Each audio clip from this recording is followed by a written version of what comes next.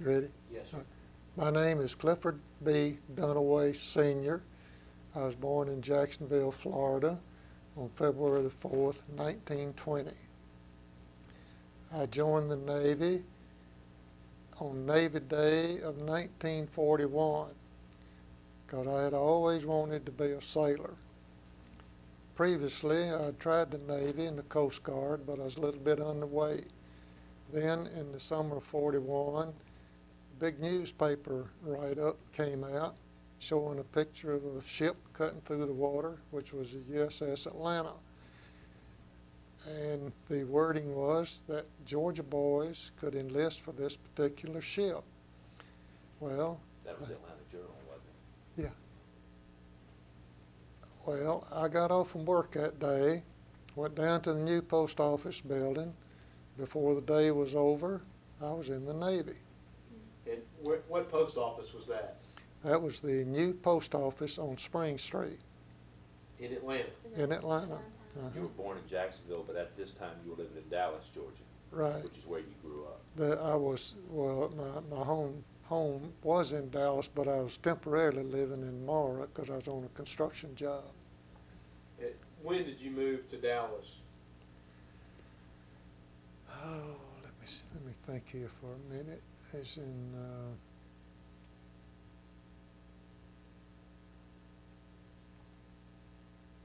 it was during the Depression. I was a teenager, I think. It doesn't have to be exact, but Early 30s. Yeah, it was in the early 30s. Yeah. so when you went ahead and enlisted in the Navy in the summer of '41. Right. Well, it actually was on Navy Day, October the 27th, 1941. Okay. Where were you when Pearl Harbor was bombed?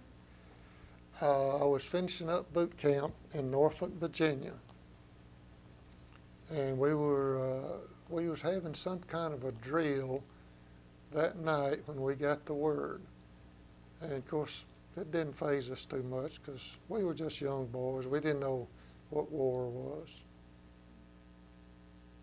What was the general feeling around the base when it was announced that Pearl Harbor had been bombed? Was it anger? Was it surprise? Or the combination?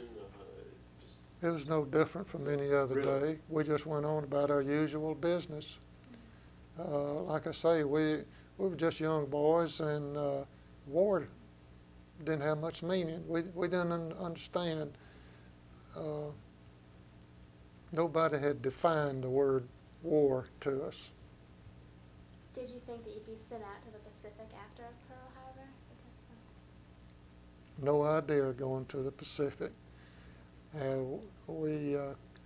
We commissioned the ship on Christmas Eve of '41. That's the And USS Atlanta. yes.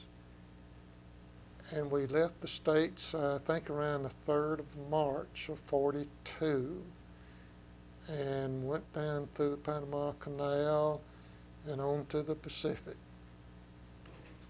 And training and escorting ships. Finally, the Battle of Midway came along. We returned to Pearl Harbor. I believe it was Pearl Harbor. Anyhow, shortly after that, we grouped, and as far as the eye could see in all directions on the ocean was ships. Nothing but ships everywhere. And we finally found out that we were going to Guadalcanal. Nobody even knew how to pronounce it. And so we made the invasion there, escorting ships in, having some skirmishes, and protecting our forces there. Now, when you were on ship, or before you actually went on board the Atlanta, what had you been trained to do? I mean, in civilian life? No, in the military, in the Navy. What was your job on the ship?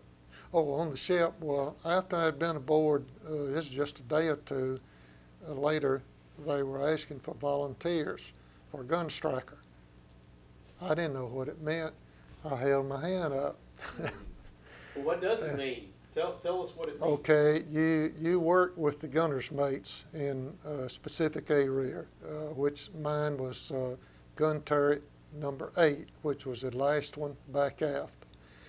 The upkeep of the gun turret and the guns, ammunition, everything connected with the operation of that gun turret. Swabbing the bore of the barrel of the gun and We would have to mechanics. clean them every once in a while. I was fortunate in becoming a gun striker and not having to swab decks. I never swabbed a deck the whole time I was in the aboard ship, the Atlanta, and I didn't do any mess cooking aboard the Atlanta. I was a gun striker, and that was my job, and nobody messed with us because it was too important that everything was ship-shape on each and every gun. What was the total number of men on the Atlanta? Approximately 750 men and officers. And it was a light cruiser anti-aircraft. Light anti-aircraft cruiser. Now, how many men would be in the turret? Let's see. There's 2. I can't even think. Let's see, there's 1, 2, 3. Well, that's okay. How many men per Six. gun then? 6, 3 men per gun. Okay. Well, actually, loading the gun was only 2 men Okay. in the gun turret. But see, all the ammunition was coming up from below decks. There's 2 decks down below. And I don't remember how many men, I believe it was 13 men combined from the magazine to the firing the gun. That's good. Because there was a number of 13s there. There was 13 ships in our column. It was November the 13th, and there was 13 men in our assigned to our gun turret. Interesting. Now, what was your family's reaction when you told them you had enlisted? Were they just normal course of action? Just normal, yeah. See, I was the first one in my family to join. Did you strike out on your own to join, or kind of backing up a little bit, or did some of your buddies go with you, or if this was just an individual? I had always had a desire to be a sailor. And this was an ongoing situation, and the opportunity came up because there was an emergency and some of the standards had been lowered, which one of them was the weight. So I got by on my weight, and I had sense enough to join, so in the Navy. What was your weight? I gotta ask you now. I don't remember, but I wasn't what you would call a skinny little guy, but I was just a little bit underweight for the Navy standard. And before I went up that morning to the recruiting office, across the street there at the old railroad terminal was a fruit stand. And I went in there and I got some bananas and a quart of milk. And I stuffed myself good. And I passed the weight. That's where they needed a Dunkin' Donuts back then. Yeah. But I actually did that. I stuffed myself with bananas and sweet milk, hoping, just a little bit, the margin there could have kept me out of the Navy. So.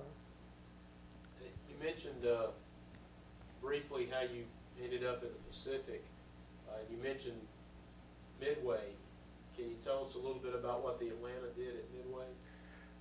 Not really. I can't, I'm a little confused on that situation. The best I remember on it, we had finished firing. We was alongside, I think it was the Hornet. Anyhow, we had finished firing, and I went outside the gun turret for just a moment, and I looked back on the port quarter, and the Japs were diving on the Yorktown. Of course, I was only out there for a moment, and I had to get back in the gun turret in case, we got attacked again. But being inside the gun turret, you don't see anything hardly. All you get is the noise, you might say, because you're involved with firing the gun or helping to fire the gun just as rapidly as you can. What size gun? 5-inch 38. That was our main battery. That would fire a projectile Yeah, mile and a half, 5 2 miles? 5 inches in diameter.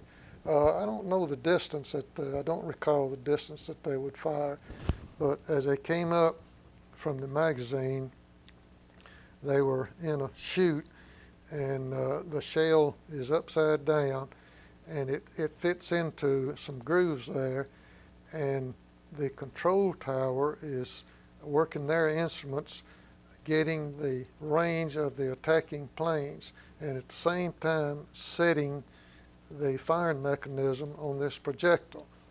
Now you reach there and grab that projectile, lay it in the tray after this powder man had laid his powder case in there. So when you turn loose the projectile, which weighed, I think it was 52 or 54 pounds, you push a little lever, and that rams it, and the breech closes, and the gun automatically fires, unless control tower has seen fit to discontinue firing. Okay. So even after you charge it, there's no manual discharge, it automatically?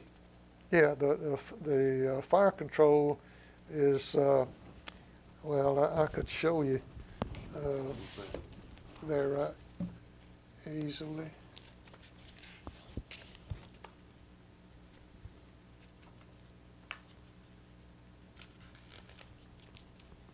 Okay, the fire control,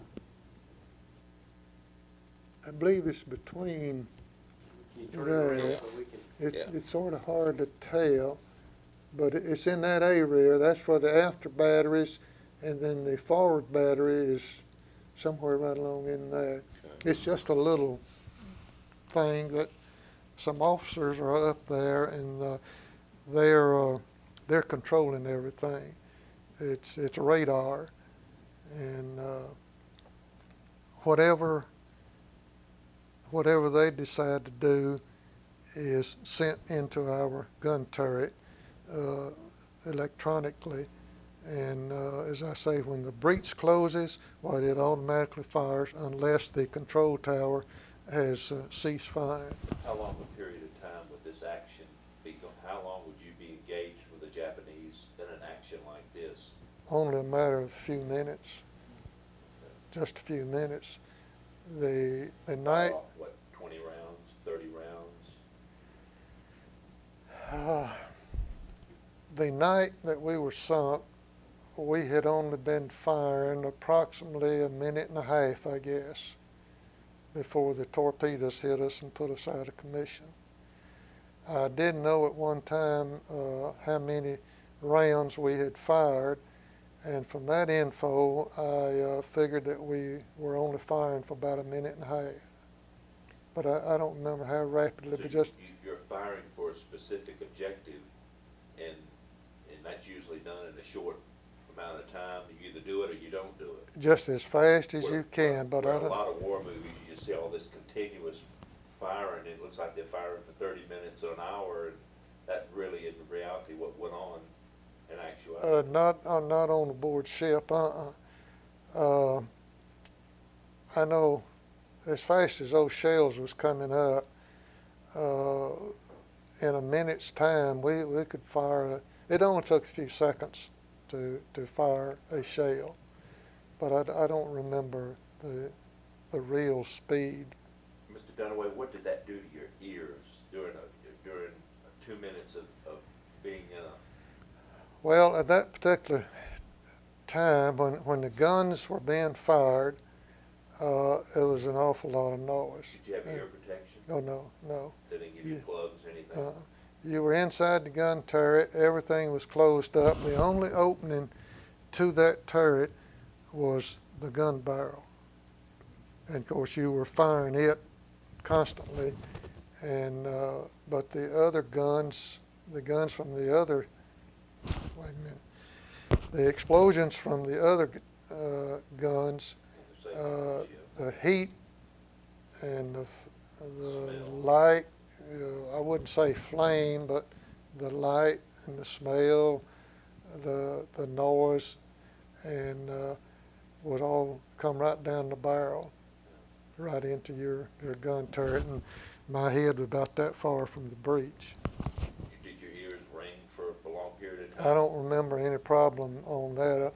The only problem I had was when we were approaching the enemy, and they said 3 cruisers up ahead. And with our 13 ships, I thought to myself, well, we'll knock them off, because we had been so successful in every engagement so far. And then when they, let's see, they give us condition red, that meant that the ships was right close. Well, when they had already identified them, and I was standing there, and I admit I was scared to death, shaking like a leaf. And yeah, I was standing there turning around and around beside the gun, swinging my arms to steady myself. But then when they said commence firing, I just more calm than I am right now. But that suspense. Was that due to your training, or was that due to you? Due to me. Due to me. Your fellow soldiers, did any of them anticipate, not cowardice, but did they got shook so they had to come off the line, or? Oh, no. Everybody did their job. Everybody did what their they had to job, do. right. Yeah, they were scared just like myself. It's an awful. Prior to Guadalcanal, did the Atlanta get in any type of action that you felt you might have been sunk prior to when it finally was sunk? Not really. We had some aircraft attacks, but we had come out without any damage. We had been so successful that there was no idea or no thought of being lost. No thought whatsoever. Do our job, get it over with, go home. That's the way it was. Did you ever have a standard routine once you were on board the USS? Have what? A standard routine once you were on the USS Atlanta? I guess you could say pretty much standard, because you was on duty so many hours, then you catch a little sleep, you go back on duty for so many hours, then go catch a little sleep. Many a night I've slept right outside my gun turret on deck, the steel deck, because all you had to do is take your little white cap, roll it up, lay it on the side of your head, and sleep. Because being as young as we were, hard steel deck wasn't too bad to sleep on, because you were tired. And Temperature was in the 70s? Yeah, it was warm weather. Summer? Yeah. It wasn't real hot? Well, not aboard ship, because you were always moving. You always had a breeze. And you could lay on topside deck at night, and you weren't bothered about the weather unless it started raining. I've slept on deck on a PT boat. Of course, it was wood, but still hard. Many a night, put my little cap under my head and take a poncho and lay over me, and it'd just pour down rain, but it didn't bother me. You mentioned upstairs that at times you slept in the turret. You said you almost lived in the turret.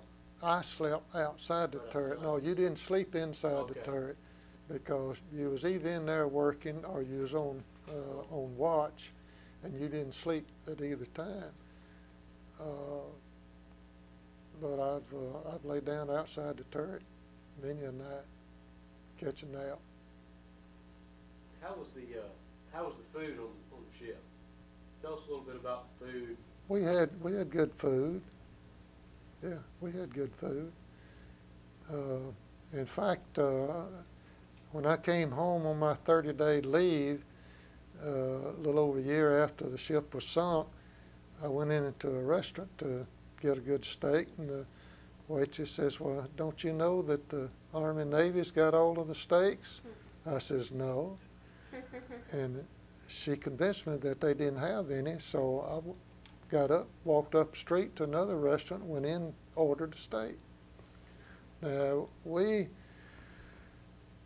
had sufficient food. It wasn't always, well, let's see now, aboard ship, I'm getting off on the PT boats. Aboard ship, we had good food, yeah. Sometimes you didn't get to go back for seconds like you would like to do, but we had good food. In fact, we had just provisioned ship a few days before we were sunk, because we had been in and bombarded Guadalcanal, and we spent over 3,000 rounds bombarding them, and we retreated to Espiritu Santos, which was a big base south of Guadalcanal, and we reprovisioned ship there. What types of food did you eat? What types of food did you eat while on the ship? We had a normal food like anybody would have. Okay. Any snacks? Oh no, nothing, no snacks in between. Nothing like cold Cokes? No coffee, no nothing in between. No coffee? No. Now, this is not concerning that, but I went out on Eisenhower with my son back in '84, Which is big I aircraft guess carrier. it was, yeah. And the rated, let's see, the first class petty officers had a compartment where you could go in there 24 hours a day, get coffee, some cookies or whatever they had, you know. Vending machine type. No. It was served by the Navy. And in fact, they fed practically around the clock because there was so many men on there. And you're talking about eating good food. That ship had it. I don't know about other ships, but believe you me, the Eisenhower had it. Now, when you were at sea, how often did you get mail or have contact with the outside world? How often was that, if at all? Yeah, we constantly received our mail. I couldn't complain about that. It was brought out to us regularly. It might be a week or two old, but we got it. Pretty regular though. Yeah. Now, we've kind of skipped around. We were talking about Midway. Then the next engagement was the Guadalcanal Right. invasion. Can you take us through kind of the Guadalcanal scenario from the landing of the Marines there and the Atlanta's part of that, kind of up until what happened to the Atlanta? Okay, we met up with the invasion force, as I previously said, ships everywhere, in all directions, as far as you could see. And we found out we was going to Guadalcanal. And we went in as a support, screening for the landing forces. And we were in and out of Guadalcanal, continuously supporting the supply ships. And we had, I remember one night particularly, we had been trying to catch the jet warships, and this particular night was a beautiful night.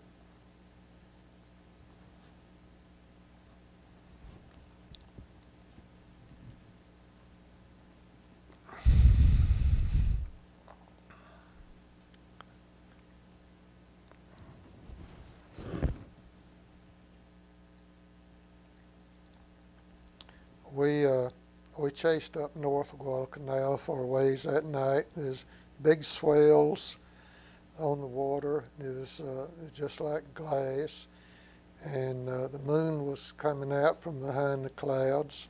Just a beautiful night. And you look up ahead, you'd see warships. You look back after, you'd see warships, ours. But we didn't find the Japs that night. And we were in and out of Guadalcanal with the supply ships. And then that period there when we bombarded just a few days before we were sunk. The Marine officer came out, boarded, and we went up and down the coast there bombarding the Jap forces. And we found out later that we destroyed a whole lot. They scooped up troops with bulldozers. So evidently we did a lot of damage.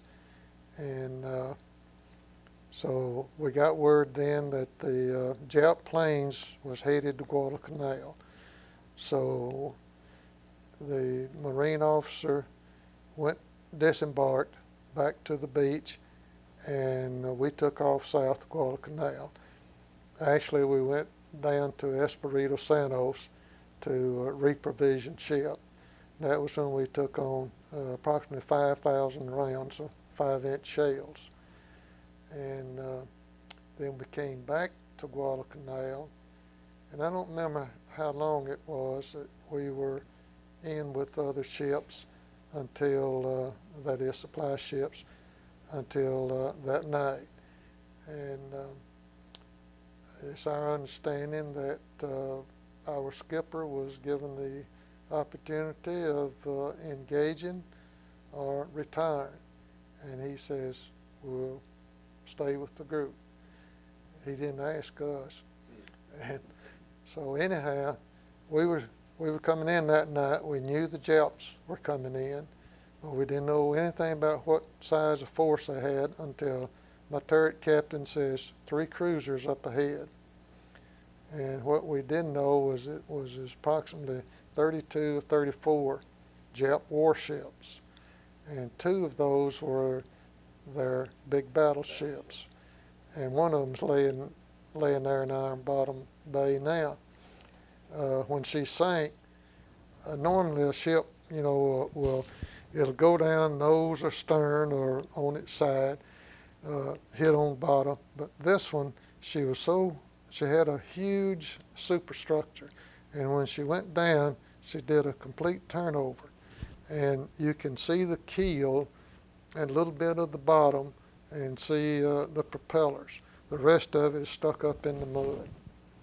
That's in Iron Bottom Bay. There was Mr. Ballard, who found the Titanic, went down and discovered 13 ships in that immediate area, which included the Atlanta.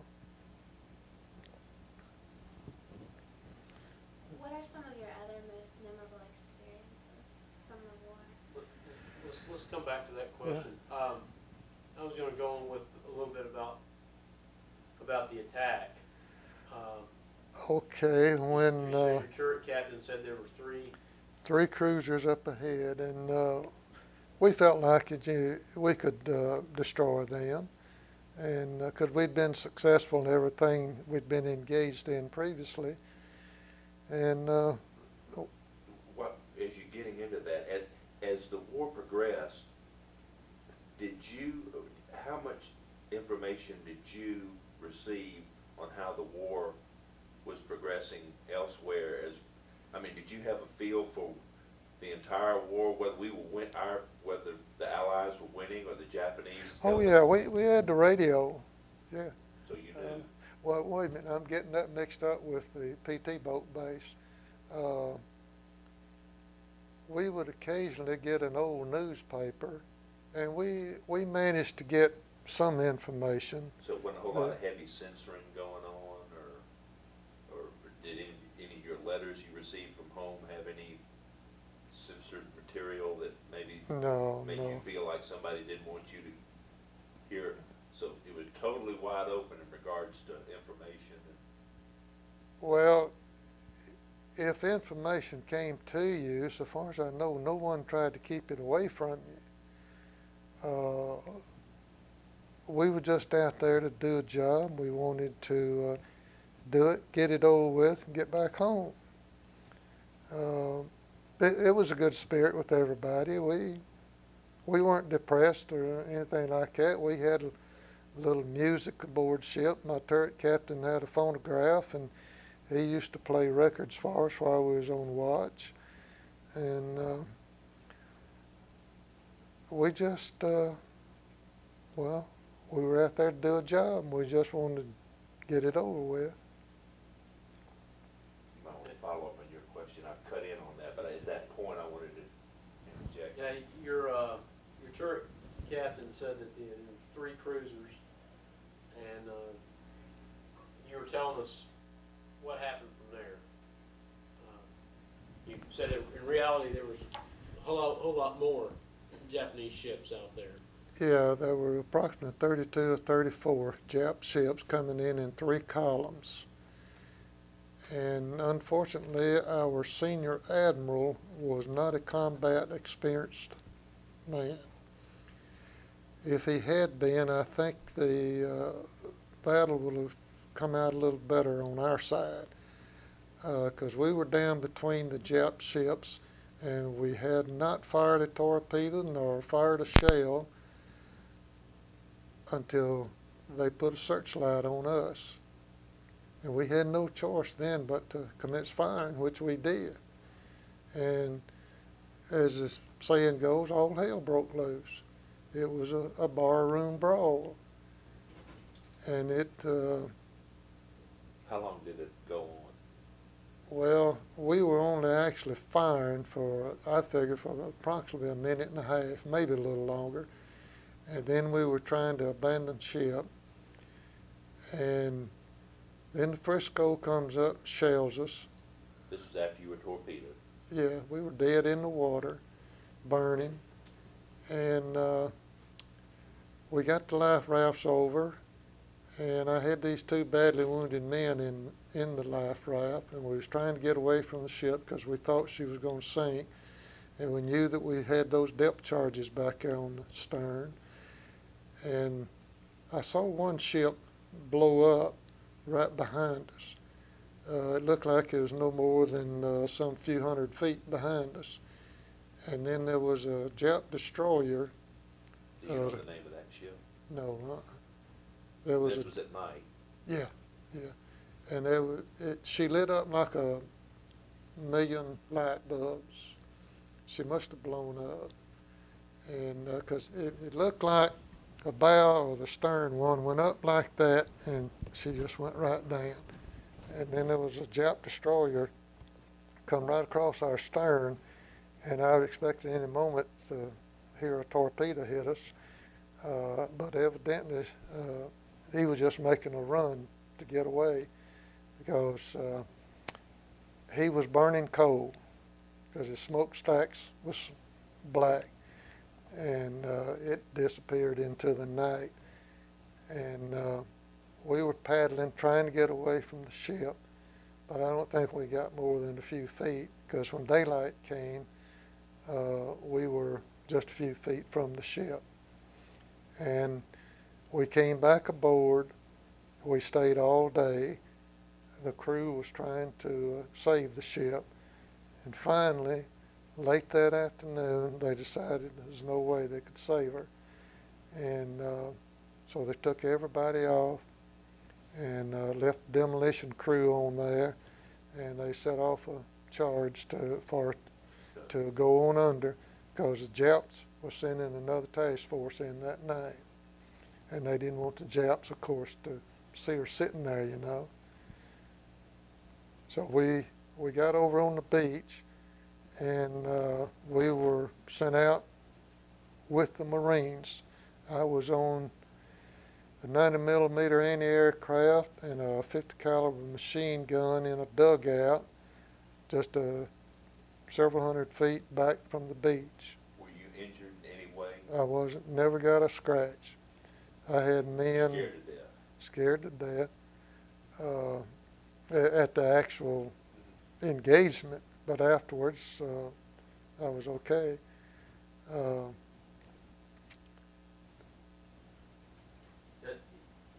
we were sitting that evening, that night, waiting for the Japs to come in because they radioed us that they were coming in and we could surrender or be annihilated. In other words, no prisoners. And shortly after dark, we could see some flashes up north and we'd feel the ground a rumble, you know.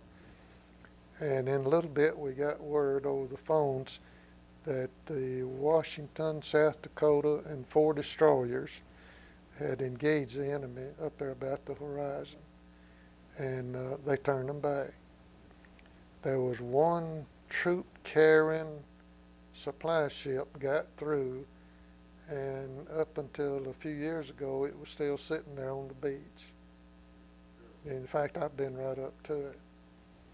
Now, earlier you talked about the 1 torpedo versus 2 torpedoes that hit the Atlanta controversy. You want to give us your thoughts on that? All right, there's been a lot of concern about how many torpedoes hit us. We know, well, some will say 1 did the damage. 1 failed to explode. But when you get 2 tremendous jolts, just almost one right after the other, you've been hit hard by more than 1 object. So therefore I say we were hit with 2 torpedoes because it almost blew us in half. And then when she sank, they discovered that this other torpedo was sticking in her up there by the forward magazine, but it had failed to detonate.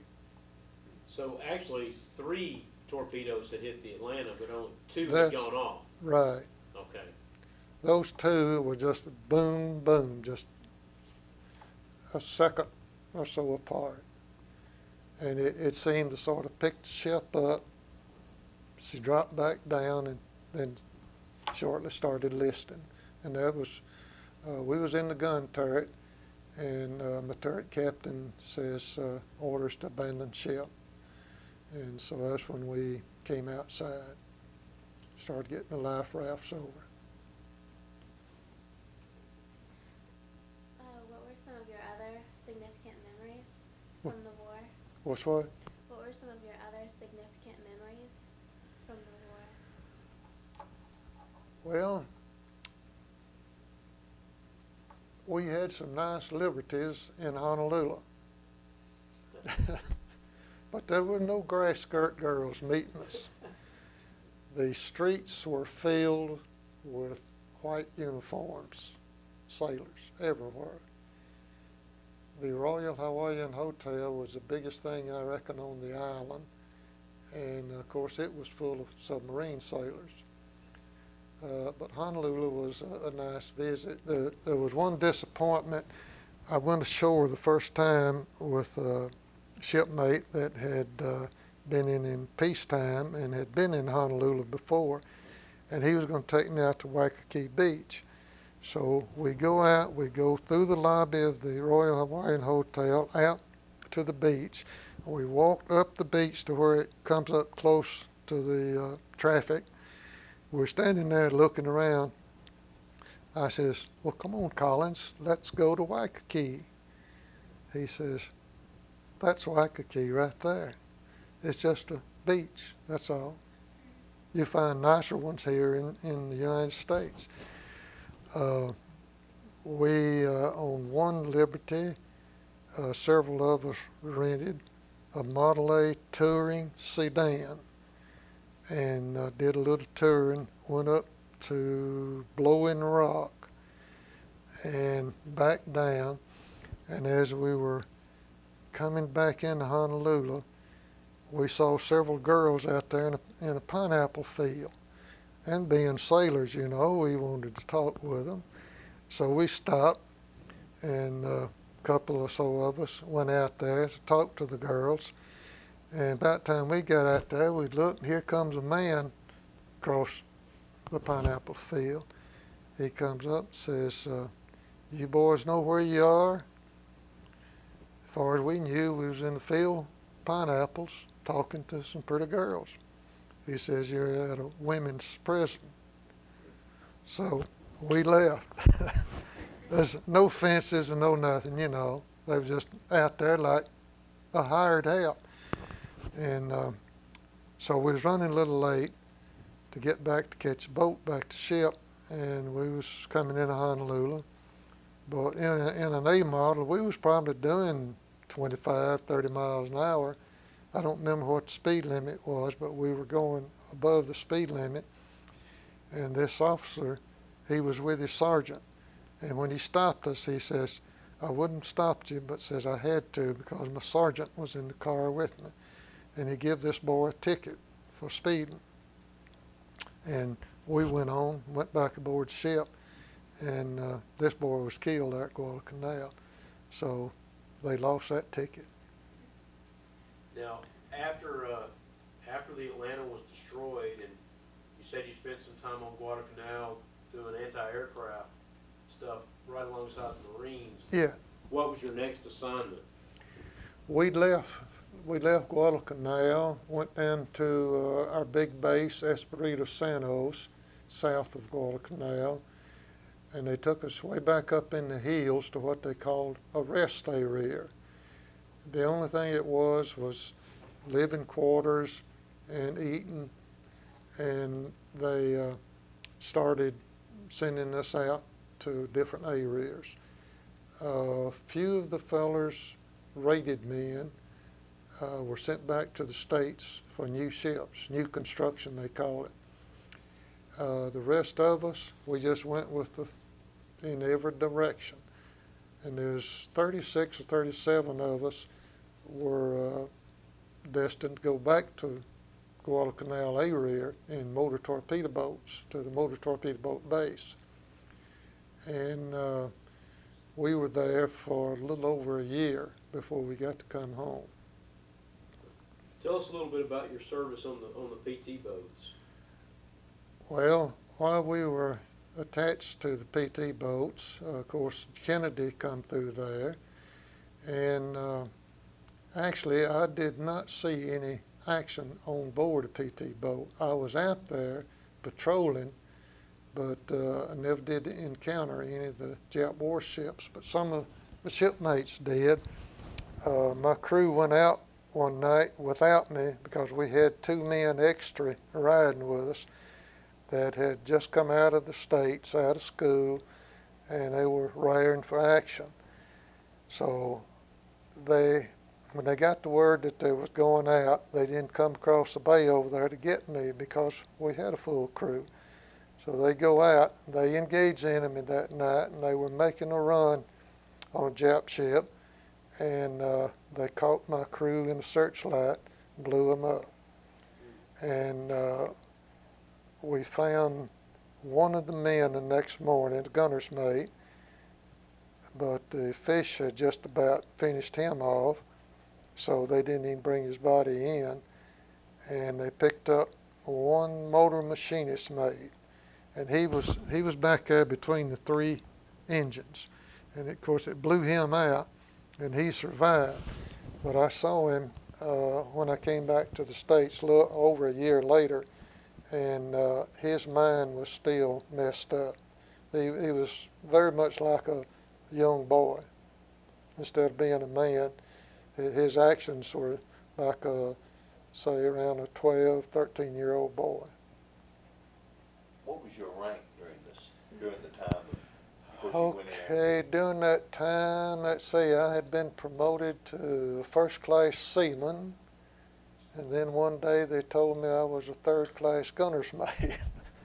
But I stayed on the base most of the time, supplying keeping up the ammunition and guns for the boats. And on the Atlanta, you were I was a gun striker. gun striker. Seaman second class, Second class. and just a little lowly peon.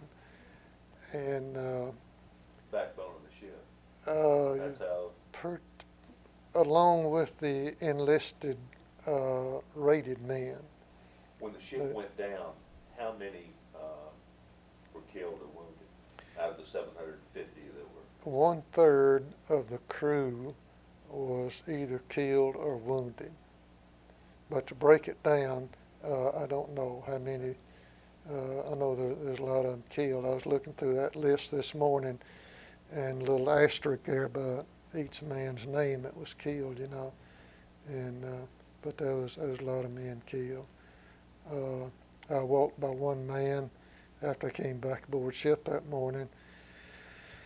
He was laying there on topside deck and on a stretcher of some sort. Anyhow, he was a fire controlman, and he had been drafted, and I would say he was approximately 35 years old. Old man compared to us young 21, 22-year-old boys. And I walked by him, walked up to about midships, and there was bodies laying everywhere. And I came back to my gun, and as I came back by this man, he was dead as a doornail. Just the experience that he'd just gone through, you know, it was too much for him. There wasn't a wound on him, nowhere. But as we were abandoning ship that night, as I went down the line to get in the life raft, there was a boy almost on top of me. I felt something brush the top of my head, my little white cap, and this boy, he got some shrapnel in his arm here, messed up this muscle in his arm, and injured him internally. And he lives up here at Duluth. He's had problems ever since then. He doesn't have much use of that arm. And the internal injury, and he's had numerous operations. But he was slightly younger than I was, but he's still hanging in there. You said after you were on the PT boat assignment, you then got to come home?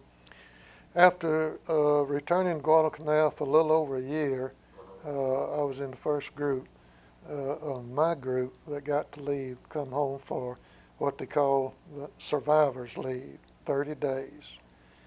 And we came into Frisco, and we were there, I don't know, 2 or 3 weeks before we got all of our papers, everything fixed up, and got my leave. And I caught a train from Frisco to Chicago, and I was worn out by then on those cattle car trains. Stayed overnight in a hotel, caught a train to Washington, and changed trains there, and caught that fast train from Washington to Atlanta.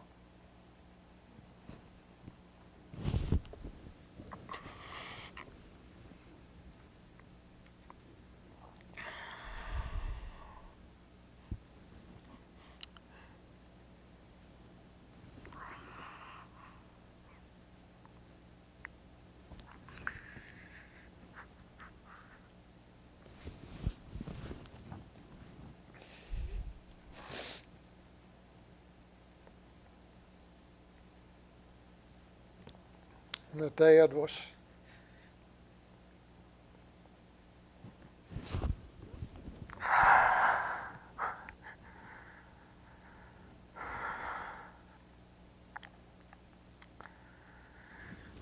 working over at Bell Bomber, Marietta, and I was first class gunner's mate at that time. I had 1 strike, which meant 4 years in the Navy, and so I went over to Bell Bomber with him and went into the plant, and there was an electrician.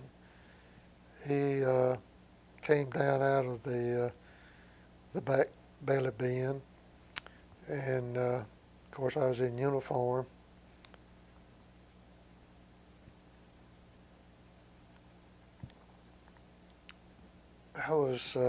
I think I was making around $60 a month then as a first class petty officer. And this electrician, I have no idea how much he was making, but he was making a pile of money. And he says, boy, says, I sure wish I could swap places with you. I just looked at him. I said, yeah, and I wish the hell you could. Because I was headed back to the Pacific at that time, but I managed to go to Europe instead. I didn't want no more Pacific duty. And I came back from Europe. Germany had fallen, and some men came into our group looking for volunteers, PT boat men only, for the OSS, Office of Strategic Services. And they had wanted a bunch of us to get some duty, which would have been on high-speed boats behind enemy lines. But when they first asked us about joining, they wouldn't tell us very much. And then after we agreed to join, and he says, now, we're going to tell you a little more, and if you want to back out, that's perfectly all right. And then they told us about going behind enemy lines in high-speed boats. And he said, if, and he specified if you get back, then you get a leave in the States. If you get back. He certainly specified if.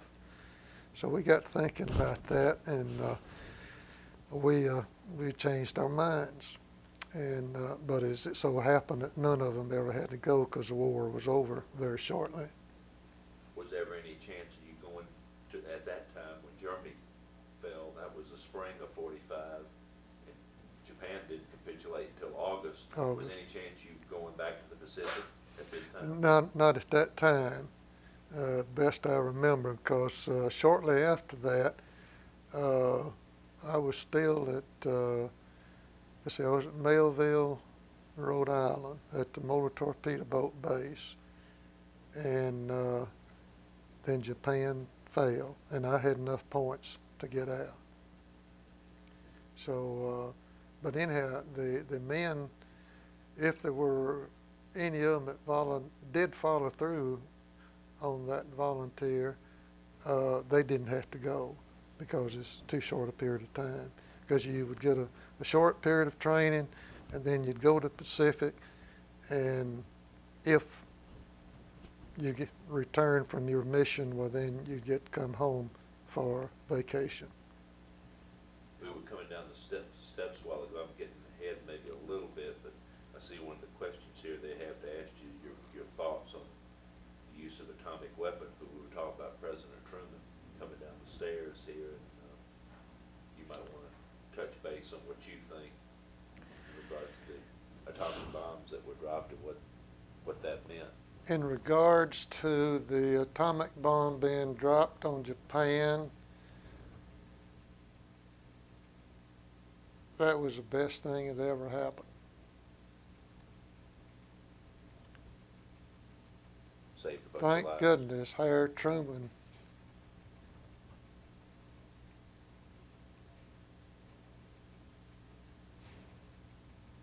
he had the guts to do it.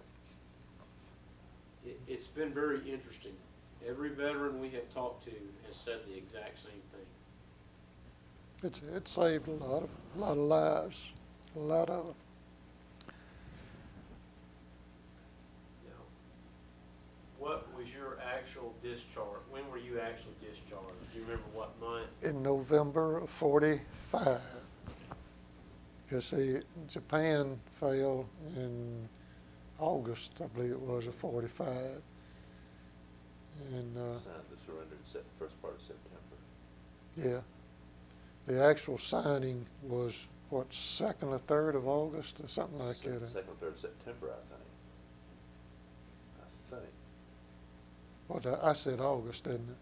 Yeah. No, you're right. Yeah, On the Missouri and Tokyo Bay. right. When were you able to know? Well, since you were in the States when the Japanese capitulated, I guess you were able to communicate pretty regularly with your family then. Oh, well, yeah, while I was in the States, I could communicate with them, no problem. Yeah. Well, when my ship was sunk, I wrote my parents, see, everything was censored. And I wrote and told them to be sure to remember the date of that letter and that I was okay. And I says, later, you may hear some news that would be disturbing, but remember the date of this letter and that I'm okay. That's very interesting because Elizabeth has been doing some research, and it looks apparently that it was months before the people in Atlanta knew that the ship that had been named for their city had been sunk. Yeah, in January, I believe it was, of 43 when they announced it. I've got that out there in my truck, Okay. the old newspaper clippings and all. We'll take a look at that because Yeah.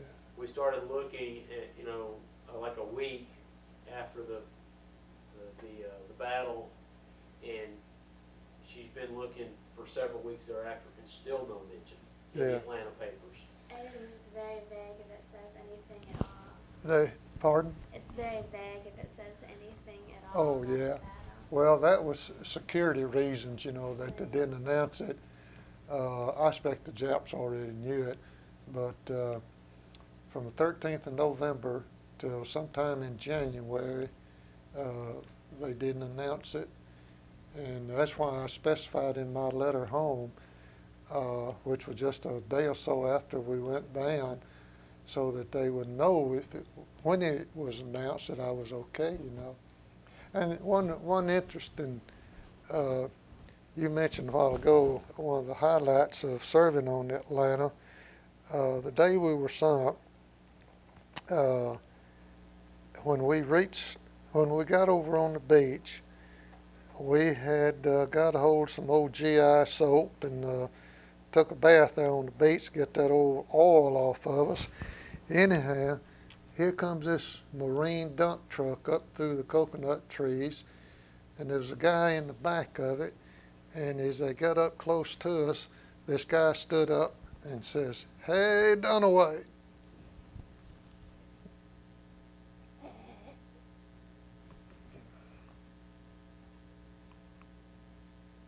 It's a boy from Dallas that I had to run around with some, sort of grew up with him. He and another guy were there in the Marines. And this boy, he got back home okay. He's in a nursing home right now. But the other boy, they, after Guadalcanal, they went up to Tarawa. And this other boy was cut down at Tarawa. Horace is this boy's name, Horace Shelton. He was telling me a couple of years ago, he says, I never did tell his family, says, just didn't have the heart to do it. But says, we were pinned down by this machine gun nest, and says, Raymond was going to try to go around. And said he got up to make a run, and the Jap machine gunner opened up on him and said, just cut him in half. Part of him fell this way and the other half this way. And he says, I never did tell his parents. Said I had to tell his parents that he was there when Raymond was killed, but said he didn't have the heart to tell them how he died. And I went to see this boy just a couple of weeks ago.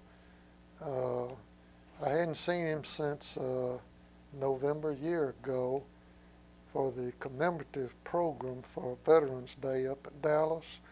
They have one every year, and we were both there. First time I'd ever been there. And last year he didn't make it, and I lost contact. I couldn't find him. Finally, I got in touch with his sister, and she told me where he was, and so I went up to visit with him about a week ago, or maybe a little over a week. But he's in a nursing home there in Dallas. His mind's not functioning properly. I think he's got some Alzheimer's. However, he knew me. He was sleeping when I went into his room. I woke him up, and told him who I was, and of course he spoke back to me, and so I didn't stay in there but a minute or so, and I went and told him I had to leave. So I went on up by the nurse's desk, and in a minute here he comes walking up, and he was wide awake and all then, and I asked him again. I said, "You know who I am?" He said, "Yeah, you're Clifford Dunaway." I said, "Yep." So we talked a little bit, talked to the nurse, and so I told him I had to leave, and we was there by the end of the hall, so I had to go up the hall, and he stepped that way to the door and went out the door. Well, when he did, the alarm went off, and just in several seconds, here comes a nurse just a running, and he'd already gotten out the door and walking down the side of the building. She just opened the door and says, "Horace, come back here. You know you can't go down there." He just turned around, never said a word, just turned around.